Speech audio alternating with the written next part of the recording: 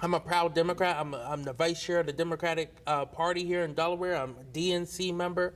But I'm not scared to call out my Democratic president because this is going to be his legacy. Where does he stand? Now, everyone knows the reason he's in that White House right now. Say it. Because he lost Nevada. He lost New Hampshire. He lost Iowa. It wasn't until a black man, a black congressman, came out and supported him and changed this whole election, changed the whole course of America right now. And it was because of black voters that he's in office. We are under attack.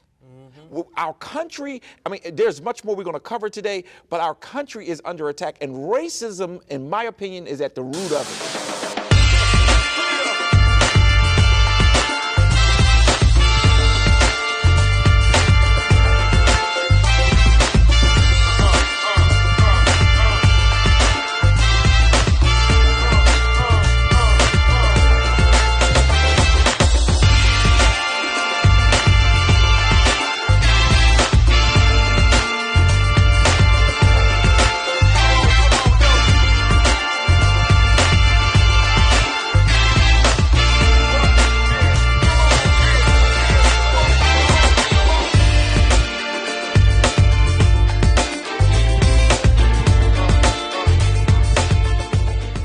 This is Dr. Curry. This is Kobe Owens. And welcome to The Source. Well, just when you thought that we were going to go a week free of any violence, or shall I say deaths, or death by gunshots in the city of Wilmington, we just discovered that on Wednesday we had one individual who was killed at the age of 43, and the other was critical condition. Have you heard anything about that? Yeah, so not a lot of information as of right now has come out about it, and it's truly sad to see this violence continue in the city of Wilmington and throughout this state.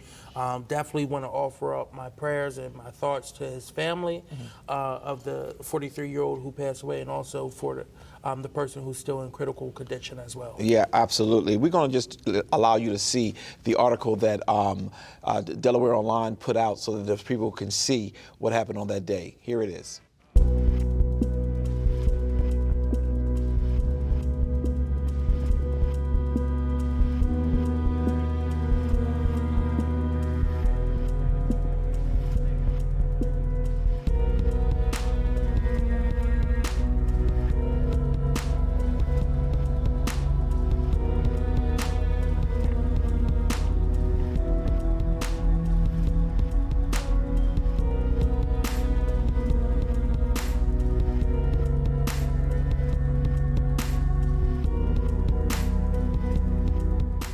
Again, if anyone is watching and you know of anyone that knows anything about this case, it is very critical that you share what you know. It's not about telling or snitching on people, but it's about trying to rid ourselves and our community of the vicious violence that continue to plague us.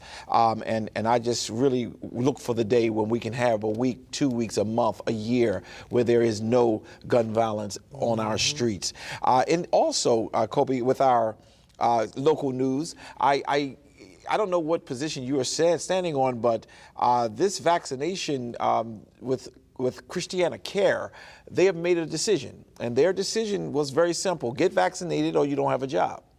What do you think? Yeah, so on July 29th of this year, they announced that they were going to give time for their employees to get vaccinated, but if you didn't meet the deadline, then you were going to be terminated from your employment. They're a private employer. They're our largest private employer in the entire state, with a little over 10,000 employees. And here's the thing. At the time of the announcement, at least 70% of their staff had already been received one dose of the vaccination. I don't know if they followed up. We're still waiting for the data to come out. But starting Wednesday, that was just the deadline date. So I'm pretty sure some people were terminated, and we will follow up with the actual numbers once they start reporting out how many people decided not to get vaccinated and that their termination was finalized. Yeah, and we're running into a crisis because we're running short of nurses, and I'm seeing across the state people are leaving certain hospitals and going to other hospitals because of the shortage and pay. I saw that in an article this week. But this is the point I want to stick to and stay to. If they are a part of the science, what is the issue with the vaccination? Right. Why is it that they're not? Because the question was asked to me, do you support the fact that Christiana Care is going to terminate individuals because they have not been vaccinated? And immediately I said, yes, I do support that. Yeah, no, I was talking to a few of my friends who live outside of the United States, and they were talking about how people have embraced the vaccination, embraced some of the guidelines and restrictions that were put in place during this pandemic so that they could get back to normal life. And it seems as though a lot of people in America, it's all about freedom, freedom, freedom, no matter what. So even when we've had these restrictions, when we've had these mandates, people fight them just because they can say, I did not want that for myself right now. You can't tell me what to do. Honestly, it's very childish, the mindset. And I think that has spilled over into the healthcare world, right? You have people who work there who see the effects, who've seen hundreds and thousands of Delawareans die this past year, and well, almost 2 years now, right? So they've seen the effect, but still they don't want anyone else to tell them what to do with their bodies, which I understand that, but also at some point you have to realize you're becoming a part of the issue. Yes. You're working in a field where now people who aren't there with COVID may get it because now you're transmitting it. You're a carrier of it. So that's why it's so important to get that herd immunity, and they're fighting against that. Christiana Care can't be a leader in trying to fight this pandemic if their own staff isn't on board with it. You know, I was taught that your rights end when they begin to infringe on the rights of others. Correct. And because they have so many lives in their hands, and they are role models. If you are not the nurse, the doctor, the persons who are taking care of health care, if you are not willing to say that I trust this vaccination, it's going to cause others to be of that opinion that this vaccination doesn't work. This vaccination is not where it needs to be. I agree with you, and you know, this is why it's so important that we continue to have those role models in positions of power. And you know, right now everyone has been looking to the medical field for answers on how to get out of this pandemic. We're about to, you know, hit the 2-year mark in March. I can't believe we're saying that already. New Year's is right around the corner at this point. It's fall now. So, you know, we still have a long way to go. Yeah, and I'll say this, that the whole notion of not getting the vaccination but yet working in the health field, it's too much for us to sit back and say you're becoming. I heard you use that language. No, they're not becoming. They are a part of the problem because this pandemic will be behind us if we would have reached herd immunity. But because we have not, it is before us. We have constant new variants that are happening. We went from, it looked like they're going through the whole Greek alphabet, and you know, and mu is now, it's not dominant, but it's here. Yes. But the whole Delta variant, I mean, it wrapped us into a whole new level of COVID. But there's another part of it, COVID, that I want to make sure that we don't miss, and that is, when you are not vaccinated, you are open to death much quicker. Because someone said to me, look, I can be vaccinated and still catch it. Absolutely. But your probability of dying is much less. Correct. And we don't want to see the mortality rate to continue to go up and up and up. Right. And, you know, now that you're talking about that, that has me thinking about a meme I saw from South Carolina. A funeral home parlor kind of made light of the joke of not wanting to get vaccination and kind of messing with some of the people in the community, saying, go ahead, don't get vaccinated, we'll see you soon. And, you know, they had that on a mobile truck going around the city, and it got people thinking, wait, no, I don't want to see them soon, right? So, you know, just different things like that. That is something, you know, people are trying to use every which way to really bring to the forefront that this is still a serious pandemic. I remember at the very beginning, people were scared to go out to the stores. They were wearing trash bags and gloves and 5 rubber bands around their gloves and everything, and taking their clothes off, stripping at the door. And now people won't even put their masks on. People won't even get the vaccine.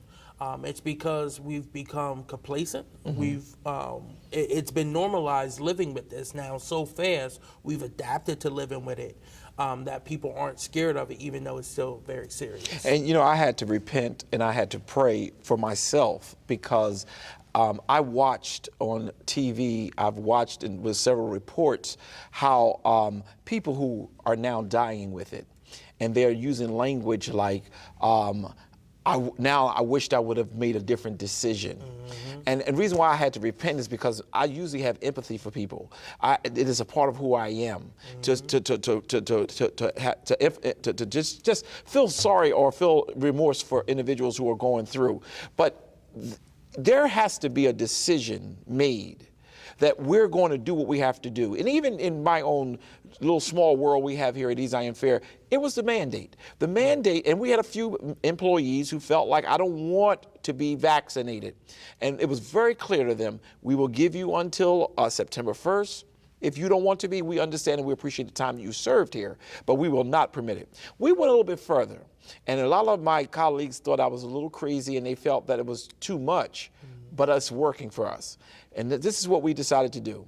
If the parents of those children in our school are not vaccinated, we would no longer be able to serve their children. Now, to some people that say, oh my God, that created a major problem. It did not. We did lose several children. I think we lost like 10 or 15 families. Okay. We have a nice size center. And the other parents were praising us because we're taking every precaution to keep their children safe. I know a lot of times this is about money, but with me, it's about life. And I think what we have to do as a community, as Wilmington community, as Delaware community, as Newcastle County, we have to figure out, it's not about just my right. Preserve your right to be able to live through and stand in your right. No, I agree with you on that. And, one of the things that, we're still facing is the fact, like you said, some families chose not to. So now they're willing to go somewhere else, and places that don't have that same mandate are now putting their children lives at risk. So I thank you for that, for being able to take that stand. Absolutely. So what we'll do is we're going to take a real quick break and we'll be right back. I'm getting vaccinated against COVID-19. Yes, there could be some short-term side effects from the vaccine, but they go away in a day or two.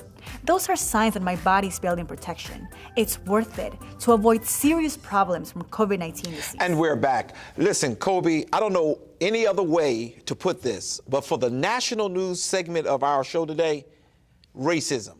Yeah. As a matter of fact, I hope that our people who are in charge of our videography and things of that nature, just flash it on the screen. Racism. Everything that we will talk about in this area, it is a result of outright racism. Starting with Oregon. Yeah. In Oregon, you got an employee who decide, I'm going to come work with a blackface. He's getting suspended. He should have been fired. But what you thinking? So, the school district had a meeting about this where students and parents and educators were able to speak out about how they feel about this. First off, blackface is very well known to make fun of black people. It was used in the entertainment world. It's been used in theater. It's been used to demean black people. And the fact that a teacher was bold enough to come to school in blackface shows you that we're still dealing with racial tensions all across America right now at every level, whether it's our criminal justice system, our education system, or whatsoever. Students spoke out against this. They were very upset about this. And the school district, to put them on leave instead of firing them flat out, shows a very weak response to racism within their school district. But when you have no real people to police racism, this is what you get. Correct. You get Dr. King had a quote that he said that the only thing for evil to prevail is for good people to say nothing and do nothing. What happens all too often is you have the good people who happen to be of another race who will say, oh my Lord, I can't believe this happened, instead of them being against it. Right. So they'll tell you, I'm not racist, but they're not against racism. Right. When you are against something, you don't permit it. The moment that this individual showed up with it, it should not take the chance of the lawsuit. Err on the side of caution and on safety. I'm not going to let our system look like it's a racist. Suspension? Yeah. How could that be? Yeah. And what I really want to know is it paid leave? So you always ask that question because leave? 9 times out of 10, it is. Because, just like with the cops, and we talked about it there, being on paid leave, that's just vacation time. Yeah. That's not a punishment. And this happens these things are happening right now. It's not like something we're reporting on that happened months and months ago. This is right now in the midst of us going through all of the things that we're going through. In Oregon, we have a person who decided, I want to just go ahead and act a fool so I can do what I do. But it didn't stop there. In Texas, yes, this is really shocking. In Texas, we got, I guess they called it a slave auction of blacks. Before we even respond on it, let's look at this real fast.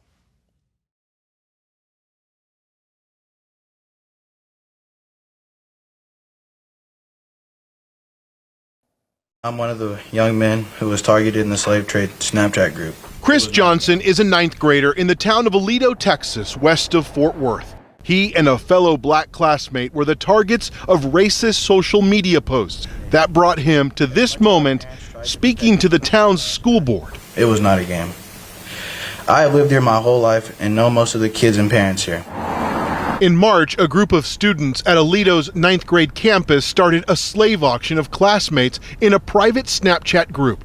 A screen grab of the auction became public. Under the racist titles for the group chat, one bid $100 on one student and another offered $1 on Chris. Would be better if his hair wasn't so bad. At first, the Aledo School District described the chat as cyberbullying with racially charged language, which angered many residents who wondered why it wasn't immediately called out as racist. We have to get comfortable with having uncomfortable conversations. The school district ultimately called it racism and said the students were disciplined, but for privacy reasons won't detail the punishments. The only apology I'm accepted is change behavior. When will you make the changes needed to ensure all of us feel treated fairly and safe?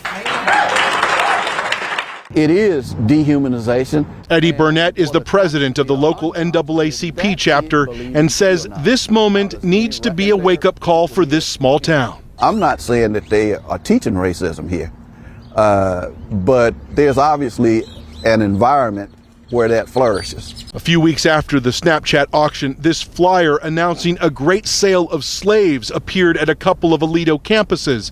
The school district said police are reviewing security footage to see who distributed the flyers. That's disgusting. That's absolutely disgusting. Unbelievable. Unbelievable. I mean, matter of fact, let me just let you go ahead and talk. Yeah, no. So, again, we're living in a whole new era where cyberbullying is a thing, but social media. But this wasn't cyberbullying. Yeah, they labeled it that, though. They labeled it initially. cyberbullying. Now, cyberbullying is when you're actually going at someone. This was flat out racism. Yeah. And that's how the school should have initially said it. They finally did come out and say it afterwards. But here's the thing. All those students who are in that group chat, even the person who took this screen grab, they still were a part of it. And I'm glad they did make it public, but still they should be disciplined for even being a part of that group. That's right. All those students should be expelled from the school district.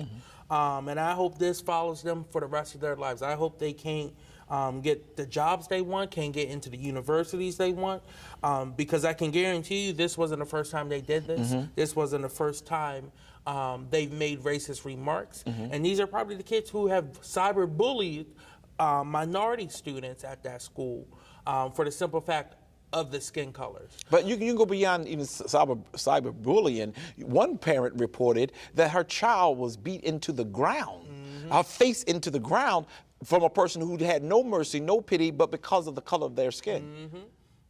So this is something, this is a trend that we're seeing.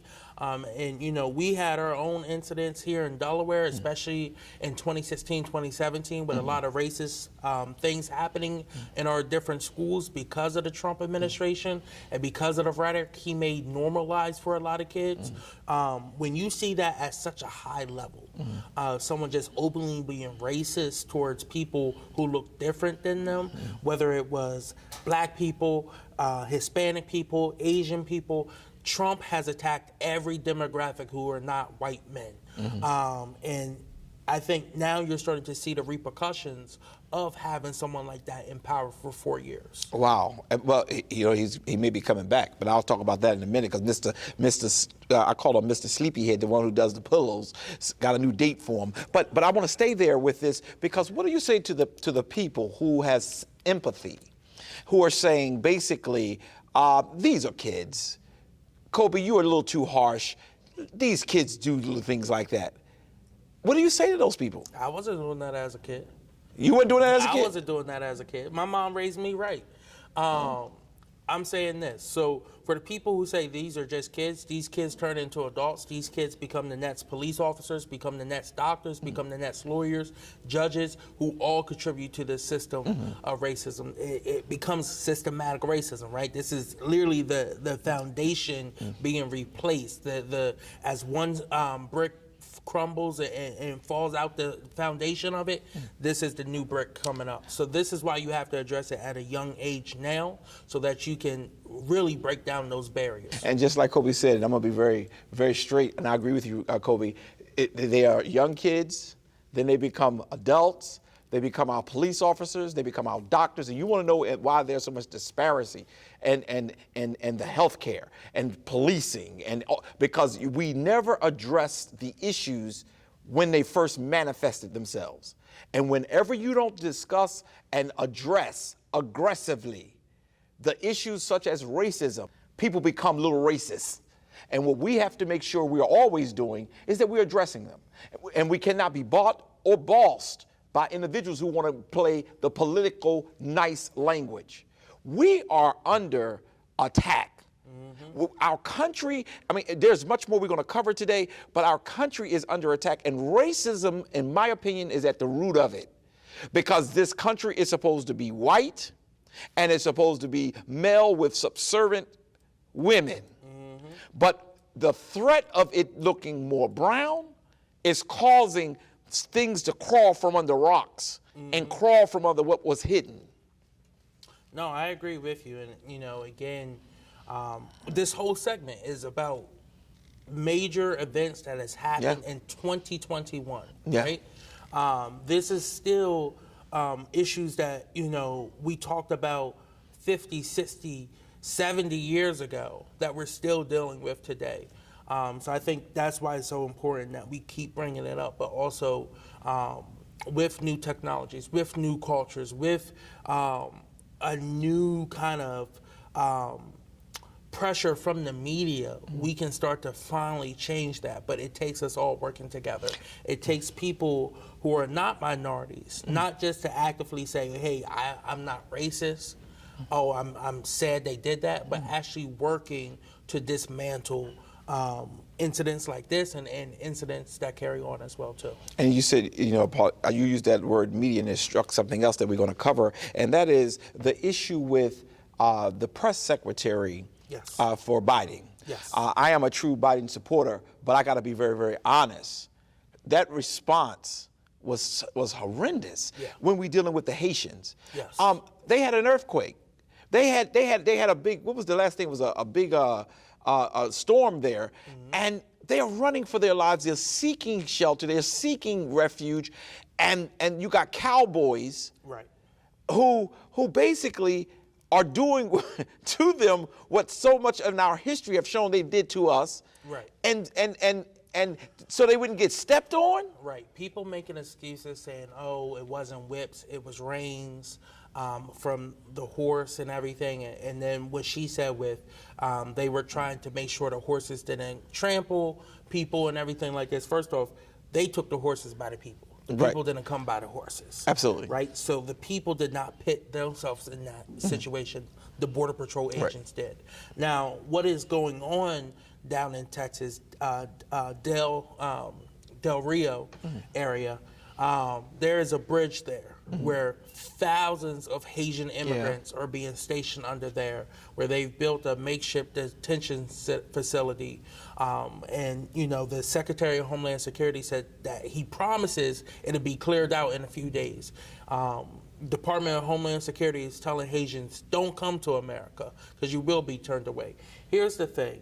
No matter what you say, no matter how much context you try to add to the situation will make what happened down there in those videos and in those pictures humane. Absolutely. Nothing you can say. And here's the thing, this is nothing new. Right. We talked about the deplorable situations with how immigrants were being treated under the Trump administration. And if you had the courage to say anything about Donald Trump but are silenced now, you did not care about those immigrants. You only cared because he was a Republican. Yeah. No matter who it is, whether it's Obama, whether it's Trump, whether it's Biden. Bush, the way they have treated immigrants who are darker skin tone coming into this country have been deplorable for decades now. And we want to show some footage because I want you all who are at home who may not get a chance to see the news or watch CNN and a couple other places to see some of the coverage that has gone. So there's going to be multi-videos that's going to be shown, but you're going to see the bridge and how they're all placed there. You're going to see the cowboys who are running rampant and trampling over these Haitians. And this is all before we look at the video, I just want to say this. Had this been from a European country who faced the devastation that they faced, it would have never been a bridge like that, a makeshift bridge. It would have been limousines and everything else to treat them as humans. We have to stop living in our comfortable, cozy lifestyles and permitting our Congress people, our senators to just make statements but are not doing anything. Let me show you a little bit of some of the footage on this. A packed street in southern Mexico resembling something out of Port-au-Prince. Hundreds of Haitian migrants fill the sidewalks of Tapachula. This city is often a stop for those traveling north to the U.S., but the amount of Haitians making that journey right now, both government officials and activists say, is unprecedented. We've seen lots of migration before, says Ruben Figueroa, but we have never seen this many people from Haiti. It's unbelievable. Nearly 19,000 Haitians and counting have applied for asylum in Mexico this year, already 3 times higher than all of 2020. But for many, asylum claims won't keep them here. They will head north, arriving by any and all means. Here, a few days ago, dozens of migrants, many of them Haitian, take a ferry to cross a river, the only way to get across. Most will then pay a few dollars to a motorcycle taxi to take them along the next leg of the journey. Especialmente de Haiti. So he's basically saying that he's never seen this amount of Haitian migrants come through here before. The goal for many is to make it to a place like here, 7 hours away in the town of Malpaso, where there is fierce competition to get on the buses headed north. Tensions boiling over at times, arguments erupting outside of ticketing stations. These buses will eventually take them to the U.S., which is how recent scenes of thousands of Haitians trying to get into the U.S. came to be. The U.S. says it will deport these people by the thousands, but there are more coming. So this space in southern Mexico, up until just a few days ago, was actually a place where hundreds of Haitian migrants were staying on a temporary basis every single day. This community actually set up this shelter because of this recent influx. As you can see now, though, it's empty. All of the Haitians that were here left. They're headed north to the United States. And this surging migration has every chance to continue after a devastating earthquake struck Haiti 6 weeks ago. Hundreds of thousands were displaced, and immigration activists say many could leave the island soon and eventually end up right back here in southern Mexico, U.S. bound. You know, one of the things I got to give Maxine Waters a credit. I mean, you saw the indignation in her of how she was disgusted. She used the word deplorable several times because this angers me. And I joke with my wife, who is fair-skinned and I'm dark-skinned, and I said to her, you will never understand the level of hatred that another people have for people until you become complexion like me. I said, you will get, and at first she didn't understand what I was sharing. I said, you will get more opportunities because you're fair-skinned. But me being dark-skinned, immediately he's angry. Right. That's the first label. Number 2, we don't owe you anything. But I really, as I watched them going across the river, the brothers who, you know, they didn't even have shirts on because they were just trying to bring food back and forth, it's deplorable. No, it is. And, you know, What's happening right now is the CBC is meeting with the White House, along with other civil rights groups, the NAACP, NAN, Al Sharpton's group, MLK III, are all meeting with the president to talk about what is happening at the border. And honestly, they are all saying the same thing. This is a humanitarian crisis happening under this administration at our southern border. And this, it reflects and brings back memories of some of our darkest moments in America. Congressman Al Green from Texas said that this reminds him of Bloody Sunday. Wow. We talk about and honor, and we've talked about John Lewis a lot with voting rights, and it seems like the black agenda has been on hold because we've been so focused in on 2 points recently. We've been focused in on voting rights. We've been focused in on policing. And now this is what the CBC also must focus on instead of advancing the overall arching black agenda. These are the 3 points that are going to be major for this administration. And look, I'm a proud Democrat. I'm the vice chair of the Democratic Party here in Delaware. I'm a DNC member. But I'm not scared to call out my Democratic president because this is going to be his legacy. Where does he stand? Now, everyone knows the reason he's in that White House right now. Say it. Because he lost Nevada. He lost New Hampshire. He lost Iowa. It wasn't until a black man, a black congressman, came out in support of him and changed this whole election, changed the whole course of America right now. And it was because of black voters that he's in office. It was because of black voters in Georgia he's in office right now. So the fact that he has to come out strong, not just to show thank you and gratefulness to the black community, he has to be the strongest president when it comes to addressing issues in the 21st century that deal with black Americans, a minority across this country, and right now he's not living up to that. And one of the things that we believed that it would not even be a question. We're moving too slow. And we need to move more expeditiously in solving this issue. And for every person who's watching us, you may say, we're only here in little Delaware. No, we need to raise our voices even here in Delaware because this is the state that he is coming from. We trusted that he would do what he said he would do. And where our indignation is coming from right now is that we do not feel that if this was European individuals, that they would have been treated this way. But because they are Haitians, people of colored skin, then they're treated as if they're second class.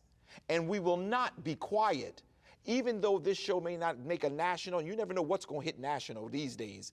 But I want to make sure it's very clear from the black preacher to the civil rights advocate that this was wrong, this is wrong, and this must be changed immediately. We cannot talk about it. We don't need 17 meetings.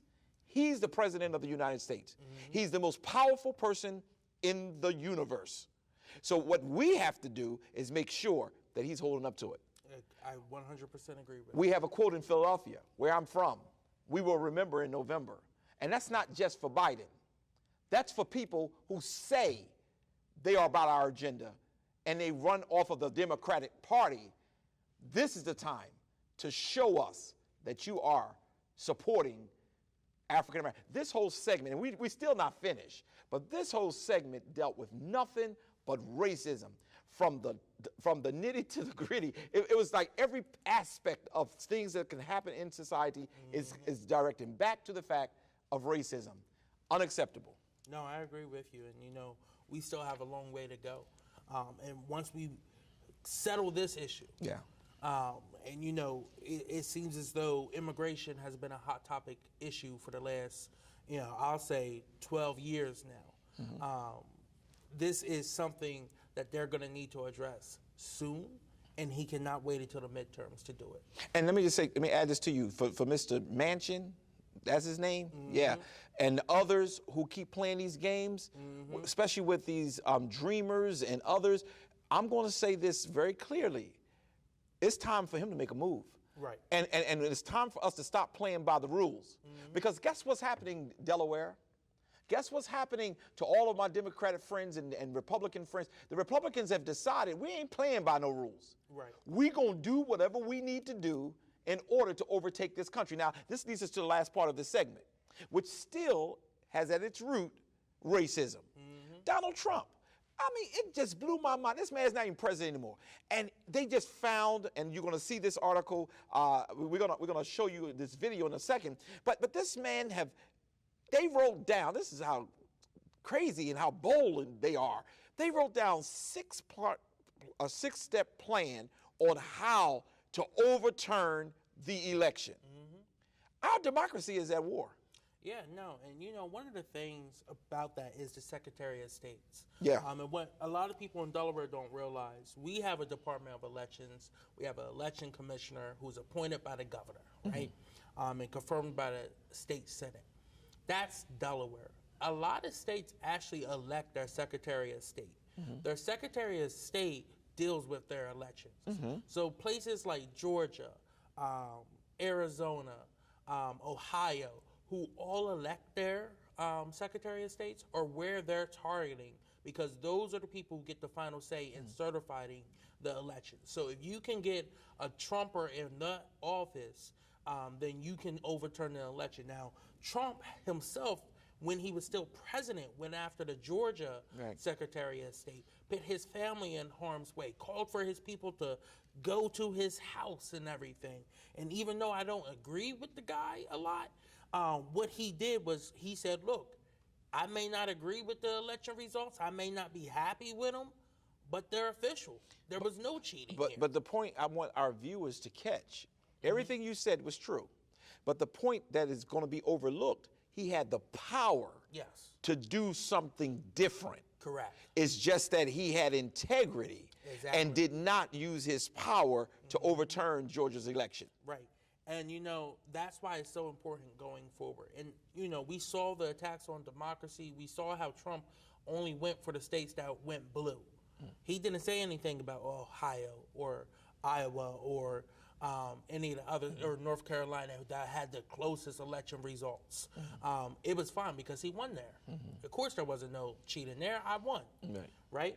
So now that he is still the head of the GOP, I don't care what anyone says, he is the head of the GOP, and he has a lot of influence, and you're seeing that. He's pushing the 10 Republicans who voted to impeach him in the House. He is pushing hard to have them replaced. A few of them have decided to retire, and now you're seeing him make a push for Secretary of States so that he can control what goes on in 2024. If we're not careful, we will allow Trump to get back in.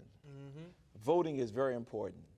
This is why we got to even sometimes send emails, send letters to Congress, urging people like Manchin to do what is right. They're not playing by the rules. He put his plan out there. But then moving from that, he's now putting people up to run for second. And some of them are by the polls are leading. So he will be able to let you, in other essence, you can vote how you want to vote.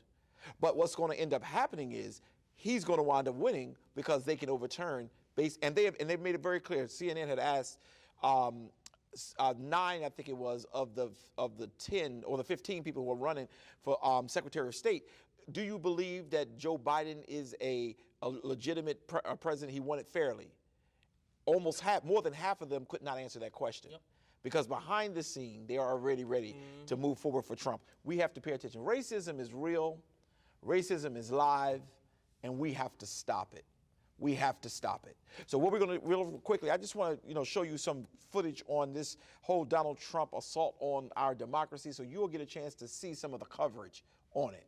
We'll be right back. It is a 2-page memo marked privileged and confidential. January 6th scenario is the title. The goal, outlined in 6 steps, to have then Vice President Mike Pence throw chaos into the Electoral College certification process and find a way to ignore the 2020 election results. The memo, this is a copy of it right here, is from a Trump lawyer, was first reported in the new book Peril. The authors, Bob Woodward and Robert Costa, also detail how Trump allies were at the same time pressing Republican members of Congress to join their efforts to claim fraud and to keep Trump in power.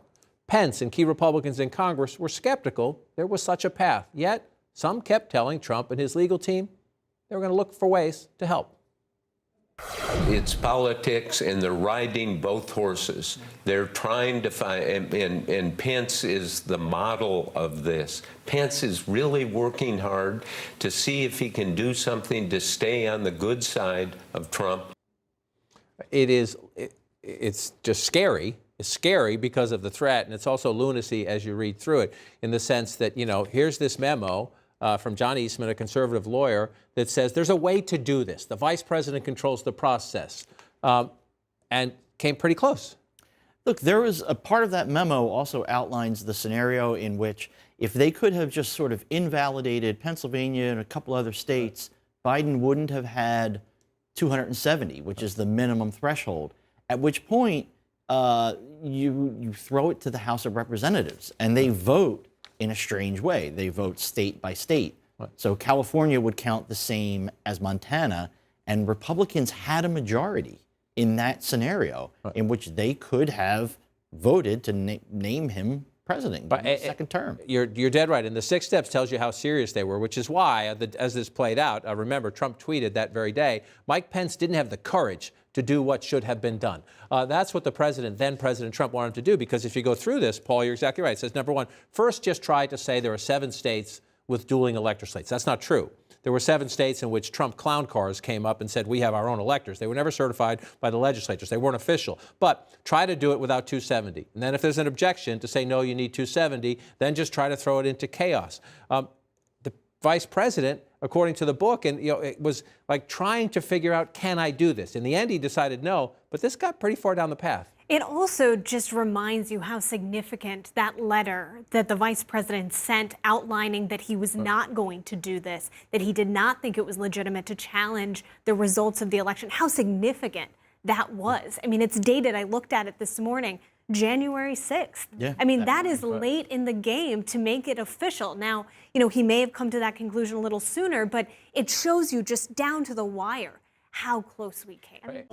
And we're back. We want to now turn to one of my favorite segments of the show, is to talk a little bit from the Kobe corner. Yeah. So Kobe, so much is going on, and justice and policing bill is up there. Tell me what's going on. Yeah, so the George Floyd Justice and Policing Act was reintroduced this year. They introduced it and passed the House last year. Mm-hmm. It passed the House again this year. Our Congresswoman, Lisa Blunt Rochester, did amazing work with the bill and working with the bill sponsor, the former CBC chair, mm-hmm, Karen Bass, mm-hmm, from California, on getting provisions that I asked for and that Delaware activists asked for in there as well, too. Again, it got over to the Senate side, and that's when they knew some things were going to be taken out. And they started negotiations because they didn't have the 60 votes to break the filibuster. So they had talks with, led by Cory Booker on the mm-hmm, Democratic side, mm-hmm, and Tim Scott from South Carolina, mm-hmm, who's an African-American Republican. Mm-hmm. Those talks finally broke down, and it got to the point where they said it's going to be no deal in the Senate. Mm-hmm. Joe Biden right now is stating that he's going to work with his inner circle on how he can craft a workaround to the Senate to start working some of these provisions in. Now, what the bill actually entailed was outlawing some of the restrictive measures that they use, whether it's chokeholds, anything that puts pressure on your airways, looking at demilitarizing the police a little bit, pushing for more funding so that mental health specialists could be out there for co-responding, something that we use here in Delaware with Newcastle County Police and Christiana Care, and looking to make that more of a national model. It had incidents in there, or not incidents, it had provisions in there that would say if there was an incident, an officer had a responsibility to report that, and report when other officers are doing things that are not the proper conduct of a law enforcement officer. So overall, it was a good bill. Now, a huge part of it, which everyone, it seems as though everyone was up in the air on where they stood, either Democrats and Republicans, was qualified immunity. Mm-hmm. Qualified immunity means that if you take that away, It means that if something happened to me, I could sue the officer directly. I'm not suing the city. I'm not costing taxpayers any money. I'm not costing the department any money. I'm suing that individual officer. Qualified immunity gives you that blanket protection when incidents happen. But that's kind of where the bill is right now. Congress is back, which means there's a lot of bills on. That's why I'm so excited to talk about this whole section today, about where things are and where things are going to start moving again. Yeah, because we've been trying to bring them up ever since they went on session. But I just want to say that you talked about, you know, the two individuals who were leading the discussions, two African-American males, and one being a Republican, one being a Democrat. The problem I'm running into is that I believed privately that it was going to fail. Why? Because I think the Republicans are very clear. We'll go through your little workshops. We'll sit and look like we're playing nicely, but we're not going to play nicely. Correct. I mean, there was a whole lot of giving from that bill, and they were willing to still continue to talk after giving so much that the Republicans wanted out of the bill. And then at the end of the day, it got to a point where there was nothing else to give. So what did they do? We're not going to agree to it. This is just something that we have too many intelligent, too many smart Democrats for us not to really understand that they're playing games. They're not following the rules. Exactly. You know, so then we move from that to this whole infrastructure and the spending bill. I mean, here we go again. Yeah, so there is a showdown in the House. They're waiting to vote on the infrastructure bill. Nancy Pelosi, Speaker Pelosi, said she was going to put the bill up this upcoming week, as early as this upcoming Tuesday, on the floor. But the Progressive Caucus, led by Pramila Jayapal, are saying they will withhold their votes if they don't get a vote on a $3.5 trillion spending budget first. And that is, you know, now people are saying, oh, the progressives are disrupting, they're disrupting. First off, the progressives asked for $10 trillion. That's right. And worked down with the conservatives and the centrists to 3.5 and said, all right, that's good. We'll stop there. Let's get it done. Now they're saying no. Stop there, because I want our viewers to hear what you just said, and I like the way you shared it. It started at 10.5 trillion. Okay, that was the progressives' agenda. Correct. The other side of the party said no, and others, that's too much. Right. They went down 60% of their budget. Now they're at 3.5, and we agree. From there, you're saying that now it's still too much. Right. Now, you know, now they're starting working some things out, what programs are going to be funded through this, what else they want funded in this. Now they're saying, whoa, 3.5 is now too much. Let's work it down some more. And progressives are saying, no, let's vote on this, like you said you would, and then we would vote for your infrastructure bill in the House. Now, the Progressive Caucus is saying, this is Biden's agenda. This is the Build Back Better that is going to be funded by. This is the New Deal level spending that Biden wants to do. So we're going to stand with the president. We're saying we're going to withhold our votes as a block until we get that passed. So then people said, oh, the progressives are disrupting. They only want what they care for. No, they've worked with you. Now they're saying no more. That's the only leverage they have. But here's the thing, right? So now we have a gang of 11.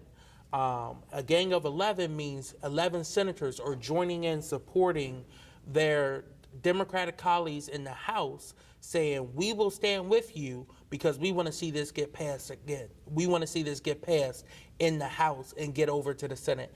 And the people who are leading that is Senator Booker from New Jersey, Senator Warnock from Georgia, and Senator Ossoff from Georgia as well too. So it's just it's a sign of unity and show support, and that they want to get Biden's agenda done. But then again, they fight themselves. Correct. Why don't they understand that the only leverage that the progressives have is that we took you at your word? Right. We are prepared. We're now prepared to go ahead and vote on this, but this is what we have to do. We have to take care. You know, I wrote a little note on my pad here. I wrote, do Democrats really care about poor people? They say they do, and a lot of them do. But you have some who are in office who feel as though they owe things to some of the big corporations and big businesses that have helped get them to office. The ones who've put millions into super PACs to elect a pro-business Democrat. You can be pro-business and still care about the people who you're supposed to represent. Yeah. You may be represented a certain district that may elect you, but when you're making those decisions, it affects everyone in America. Absolutely. So you have to also be there with that in mind as well. This is the richest country in the world. We have health care issues. We have child care issues. We have job crises. We're underpaid. This bill addresses a lot of that. Why is it that we are fighting each other? No, I agree. And then when we get over to the Senate, why are we even paying attention? I'm going to keep saying this. I know it sounds like a broken record. Why are we keep paying attention to the Republicans going to do? They're not going to be for it. McConnell came out every time, and recently, we're not for it. You're not going to get one vote from us. Right. At some point, we have to make up our mind that we're going to move forward and make it happen. Wherever, because the country, based on polling, the country is on the side of the progressives. Right. Yep. And that's what I think a lot of people fail to understand. It's not like the progressives saying, let's do this, and the country at large is not with it. The majority of the country is with their agenda. And we have to start looking at the majority of the country over the small group of individuals who help you get in office. And again, it wasn't all those big PACs that got Biden there. It was some of the little organizations that really got him there. So this infrastructure bill is in danger. Yeah. Yeah, so, negotiations are still going on. They're probably going to go all throughout the weekend and into, up until that last second before that vote happens. So we'll see if Speaker Pelosi ends up not putting it on the floor on Tuesday, or maybe delays it till later in the week. That will be a devastation. It will be. Both bills are needed. We need the infrastructure, and we need the human infrastructure as well, of the physical buildings as well as of people. But I just feel sad that we may find ourselves in a real crisis. Yep. And he built his candidacy on Build Back Better. Then we go to this another hit to Biden. Yes. I mean, it's another hit. Parliamentarian says no. Yes. So, as we talked about earlier in the show with immigration right now, this is a huge point in American policy and American politics right now.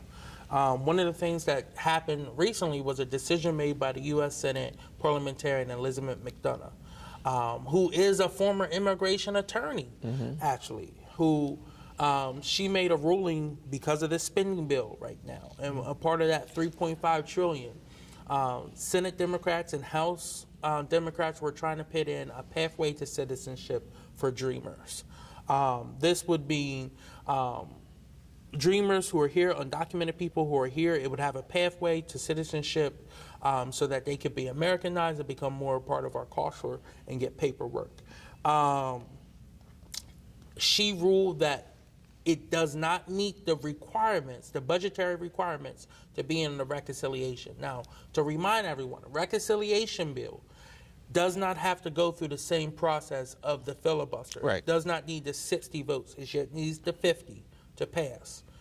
So within reconciliation, she's saying this is more of a policy change, not a budgetary change, even though it will have a budgetary effect, just not enough to qualify to be in the reconciliation spending bill that they're trying to push right now. So that means that the immigration policy stays undone. Yes. Unbelievable. Yes, and if they try to do a standalone bill, this is nothing new to the undocumented community. The DREAM Act, I met the first dreamer. I've worked with the first dreamer, Teresa Lee. I've worked with different coalitions over the years. We've seen different iterations of the DREAM Act come up, dating all the way back to 2001. The closest was in 2013 when it passed one chamber but failed in the next chamber. 2019, it had a lot of momentum and passed one, and then it passed the other. And now we can't even get past this process right now with a Democratic-controlled White House and Senate. And I think Democrats need to really continue to look at that. The country has given them the White House, the Senate, and Congress, and you mean you still can't get anything done? Correct. If we leave without this getting done, immigration, infrastructure, policing, the policing bill, if we leave voter rights, if we leave without getting these things done, we will have said to America, we don't care about your opinion, and go ahead and allow the Republicans to take over. And we will land America in the most racist culture, I like the word ethos, that we will ever have done. This is really not good, and I feel really bad about it. So that kind of wraps up the stuff that you have. You had one more? I'm sorry. One more thing. So Congresswoman Cori Bush and Senator Elizabeth Warren introduced the Keep Renters Safe Act. Oh, yeah, that's right, yeah. And what that does, we've talked about it a few times with the eviction moratorium. So it reinstates the moratorium through legislation here in America, but also what it does, it would give the Department of Health and Health Department, the United States Health Department, the ability to enact eviction moratoriums in periods of crises and pandemics. Okay. So that would just change how the laws are currently written right now, so that people are protected when if we have another resurgence of another pandemic like we had with the COVID, and then with the resurgence of COVID-19 Delta variant. I don't know if you know the answer to this, but as I was thinking about this whole this bill on the renters bill, or the what do you call it, the eviction bill. How does that work for the person who owned the property? Do they still have to pay their mortgage? Yeah, so no, I don't know the full answer to this, but from my understanding and how some states are doing it right now is because of the money that they got from the federal government, from the American Rescue Plan, from the COVID relief package, and for the CARES Act. They were able to set up payment programs for the homeowners. Now, with the eviction moratorium also comes renter protection programs, as well as homeowner protection and landlord protection programs. So, forgiveness programs, or saying, if you owe taxes on this house, you can have that forgive if you are able to allow that renter not to pay rent right now. And then they have a forgiveness program where you get money from the government to cover that. Good. Okay. Very good. All right. Well, that kind of covers all of our Kobe Corner on today. Yes. And we've had so much going on. So, Kobe, it was a good show today, and I hope that the viewers really appreciate the research and the information that we are provided them with. So I just, what's on your mind today? Yeah, so again, please, we talked about what's going on at Christiana Care. Please get vaccinated. This, as we go into the winter months coming up soon, we're in fall now. People are going to be more inside. You can't be outside as much, but please don't have big gatherings. I know a lot of places are looking to reinstate different pandemic requirements if we cannot keep this under control. The numbers are rising every day. Please keep an eye on the state's reporting system. And if you know someone who's not vaccinated, don't demonize them. Don't talk down to them.